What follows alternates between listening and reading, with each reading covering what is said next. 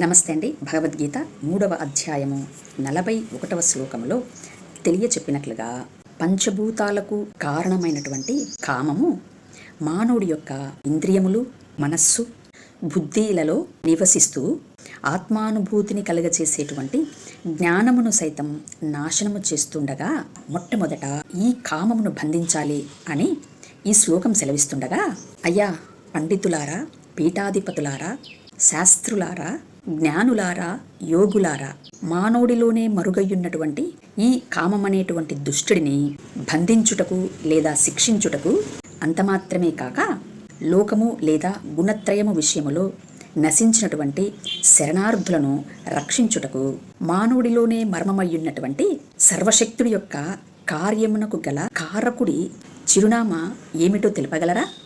అనగా మానవుడిలోనే ఉన్నటువంటి సర్వశక్తిమంతుడే యుక్త కాలమున మనుష్య కుమారుడిగా అనగా మనుష్యుడు కనేటువంటి మహోన్నతుడిగా దర్శనమవుతాడు అనేదే సరి అయిన లెక్క అయి ఉండగా, సర్వశక్తిమంతుడైనటువంటి ఈ మహోన్నతుడు మానవుడిలో ఉన్నటువంటి కామము అనేటువంటి పాప పురుషుడిని ఏలాగున బంధిస్తున్నాడు?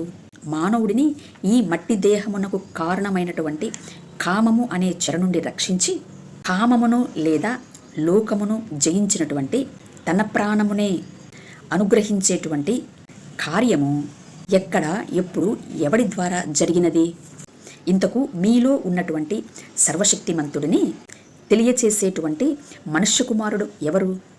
దైవత్వం యొక్క సకల సంపూర్ణతను బయలుపరిచినటువంటి వాడు అనగా గుణాతీతము, నాశనరహితము అయినటువంటి జీవుడు సర్వధర్మాన్ని పరిత్యజించి సంపూర్ణ శరణాగతి కోరడము ద్వారా లోకము విషయములో నశించినటువంటి శరణార్థులకు శాశ్వతమైనటువంటి నిత్య జీవము కలిగినటువంటి తన ప్రాణమునే అనుగ్రహించుటకు వచ్చినటువంటి ఆచార్యుడు ఎవరిని మీరు ప్రకటిస్తున్నారు?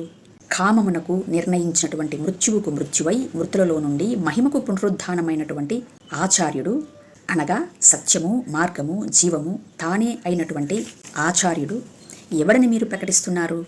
యుక్త కాలమున లోకము విషయములో నన్ను పడత్రోసినటువంటి సర్వశక్తిమంతుడే దైవీ విషయములో నన్ను నిలబెట్టేటువంటి మహోన్నతుడిగా క్రీస్తును కన్నవారమై రక్షకుడే అభిషక్తుడు అయి ఉన్నాడు అని క్రీస్తును మనుష్య కుమారుడిగా ప్రకటిస్తూ క్రీస్తును గురించినటువంటి మాటను విశ్వాసముతో శ్రవణ మనన నిధిధ్యాస చేయడం వలన ఆత్మసాక్షాత్కారం కలుగుతుంది అనేది సరళమైనటువంటి భక్తి అయి ఉన్నది అని దేవుని యొక్క ప్రణాళిక, ఆలోచన క్రీస్తునందు సంపూర్ణమయ్యున్నది అని అనుభవపూర్వకముగా క్రీస్తును ప్రకటిస్తున్నాము. సత్యాన్ని అన్వేషించేటువంటి వారు ఈ మా మాటలను ఆలోచన చేయగలరు అని మనవి. Thank you. నమస్తే.